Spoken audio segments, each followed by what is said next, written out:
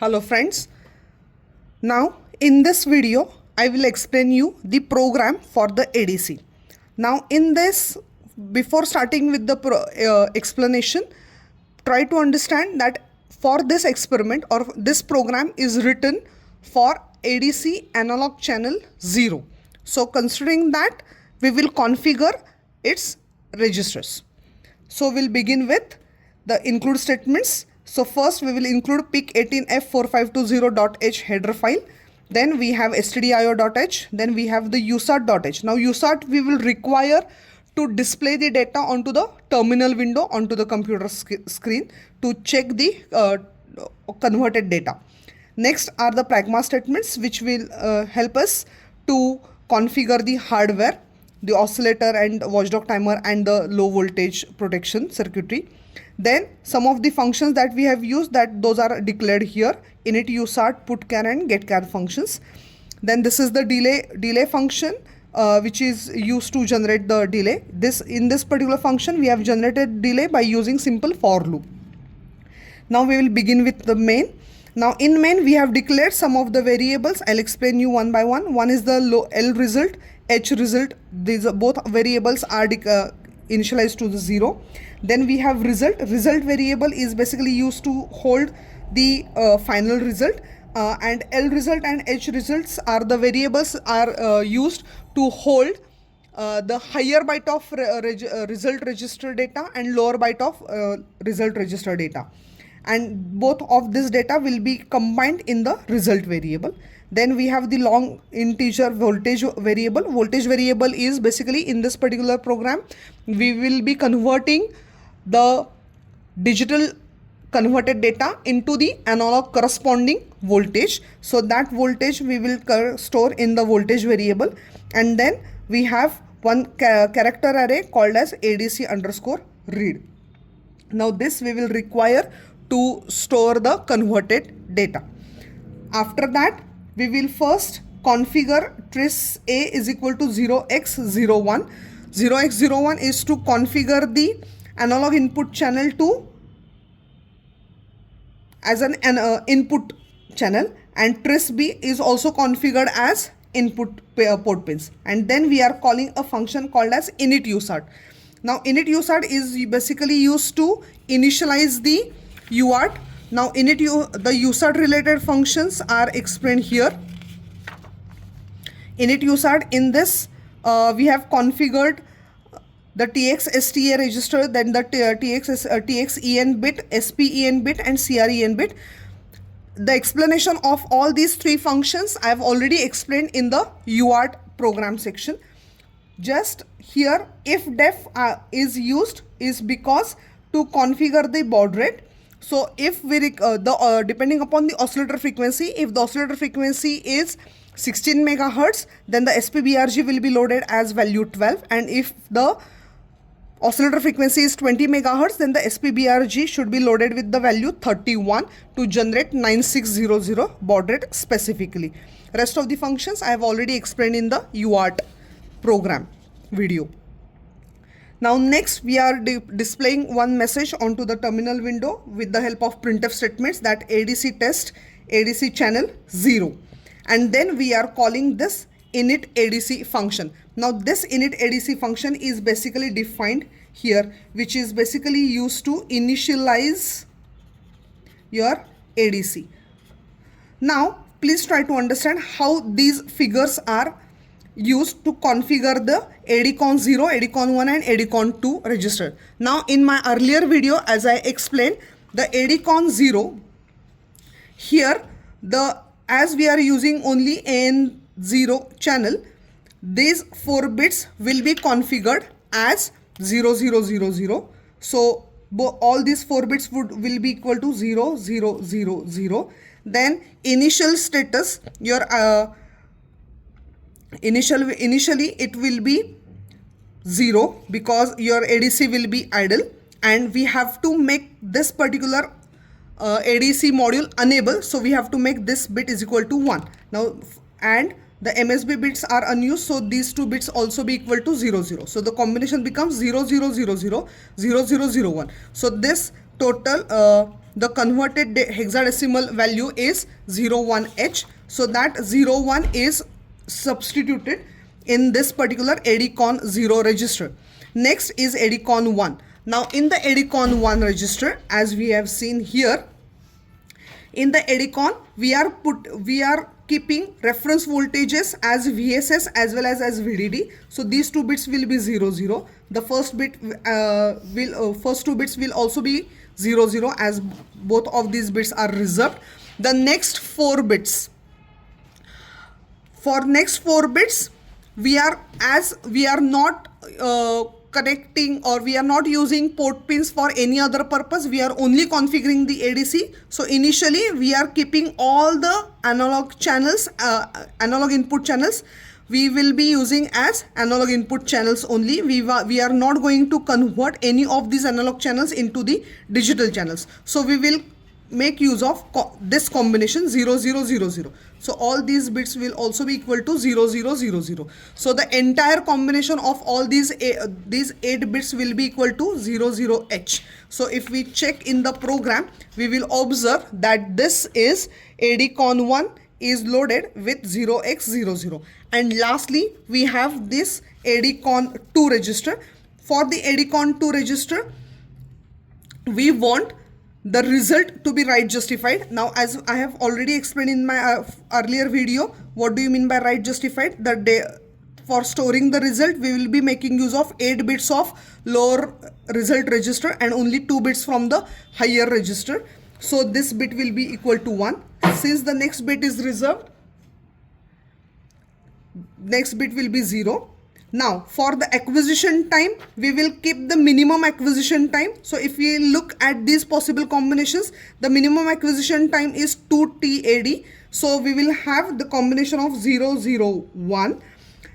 And for the conversion time, we will keep maximum conversion time. So the maximum conversion time will be F oscillator divided by 64. So the combination is 110. So we will put 110 here. So if we look at the complete 8-bit combination, we will find here 1000, that is 8, and 1110, that is E. So 8EH will be loaded into the ADCON 2 register. So in the program, in the init ADC function, we are putting the value of 8E into the ADCON 2 register. So only with the help of these 3 configuration registers or control registers, we will be able to initialize the entire ADC module. So once we initialize that ADC module, we'll take the result 1 variable, and result 1 variable is loaded with the 5000 UL. Now why this 5000 specifically is because it basically represents your 5 volts. The voltage, maximum voltage that will be used is 5 volts, and as in the ADCON 1 register, the reference voltage that we have configured is the VDD. So VDD is 5 volts. So 5 volts, here it is represented 5 volts into millivolts, so it will be 5000 millivolts. And so this 5000 figure we will be taking into the result 1, because whatever the analog input channel will take the input in the form of voltage, that will be in terms of millivolts. So we will convert the volts into the millivolts. So the figure is 5000. Now in the inside while 1, we will first configure ADCON 0 to 02. Why 02? It is because the ADCON, we are now making this particular bit is equal to 1. So we will be making only this particular bit is equal to 1. So here friends, you can observe the meaning of this statement is like this.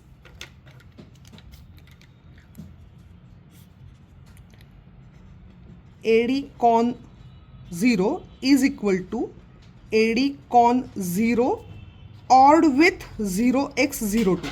Now why here we are using OR is because the OR operation will not change your earlier data. Now what is there in the what is the earlier data in the ADCON 0 register? It is 0x01. Okay, so if we put this, so 0x01 would be 00, 0 0 0 0 0 1. So here we made only AD on bit to be equal to 1, and now what we want is, keeping this bit is equal to 1, we also now want the go oblique done bar bit to be equal to 1 to start the conversion. Okay, so for starting the conversion we have to make this particular bit is equal to 1, but we want only that bit to be equal to 1. So we will perform OR operation with 0 0 0 0 0 0 1 0. Okay, so what will be the result? 0 0 0 0 0 0 1 1 will be the result. So keeping the last bit equal to 1, we are now changing the configuration of second bit. That is the meaning of this statement, and so we are performing OR operation of earlier ADCON 0 data with 0x02. So this is how we will start the conversion. Now after that, what is our job is to wait until the conversion is completed, or to wait until ADC gives you end of conversion signal. Now again, end of conversion signal will be received with the help of this go oblique done bar bit. So again, in this particular while statement, we will be checking the data of ADCON 0 with 0x02. Now as soon as the operation AND operation gives you result 1, till your conversion is not done, this is going to give you the result is equal to 0. So till this is 0, it will remain in the while. As soon as it gives you result is equal to 1, the NOT of 1 will be 0. It will come out of the while, and this indicates the end of conversion. This indicates the end of conversion. Now once this conversion is completed, then it is our job to copy the result from respective register. Now as I have already explained you that this ADC generates 10 bit of data. So the 10 bits will be stored into two different registers. One is ADRES-L and another is ADRES-H. So separately we will take the data from these two registers to this respective variables which we have already declared earlier. Now once you take the data, our next job is to convert or to compile this data into one single variable. Now how we will compile it? We want the last 8 bit as it is LL register. So consider this is your result variable. Now in the result variable, your last 8 bits from 0 to 7 will be occupied by the L result data, right? Now the next 2 bits which are there in the H result variable, okay, we want to store at bit number 9 and bit number 8 and bit number 9 position. So what we want is we need to shift the H result data by 8 bits, 0 to 7 by 8 bits, and then we have to copy the data, or we need to perform OR operation so that these 2 bits will be occupied at the bit number 8 and bit number 9. So this is how we will combine the L result and H result data into a single result variable. Now once this is combined, our next job is to convert that digital data into the analog voltage, that how much analog voltage it has acquired. So for that, this result into 500. Now why 500? Because the maximum voltage or the reference voltage we have taken is 5 volts, which is been converted to the millivolts, that is 5000. So result into 5000 divided by 1024. Now why this 1024? This 1024 is basically the number of steps of ADC which are taken which are considered in the conversion of the data. Now why 1024 only? Is because the ADC is of 10 bits. So it will have in all 2 raised to n, that is 2 raised to 10 number of steps. So 2 raised to 10 will give you 1024. So to identify voltage associated with one single step, we have to divide this voltage by 1024. So once we calculate this, we will get the exact voltage associated with that particular result. So now the next step is to display that value onto the terminal window. So with the help of this printf and with the help of this %0x0, this x indicates that this is the hex number. The next is the long integer variable. So if we look at the voltage, the data type of voltage, you will observe that the data type of voltage is long integer here, and the result is basically defined as a integer. Okay, so here we will be firstly displaying the result in the form of hex, and then we will display the voltage in the form of long integer, and lastly with the help of sprint, which will be printed through the serial port, we will be printing the same data, again result and voltage, by using serial port. So with the help of sprintf statement, we will be accessing this UART functions and we will display the result onto the terminal window. So for ADC, I have already shared the video how to check the output of ADC onto the terminal. So please refer to that video to how to check the output of ADC onto the terminal window. So this is how we will be sending the output of this program to the terminal window. Thank you.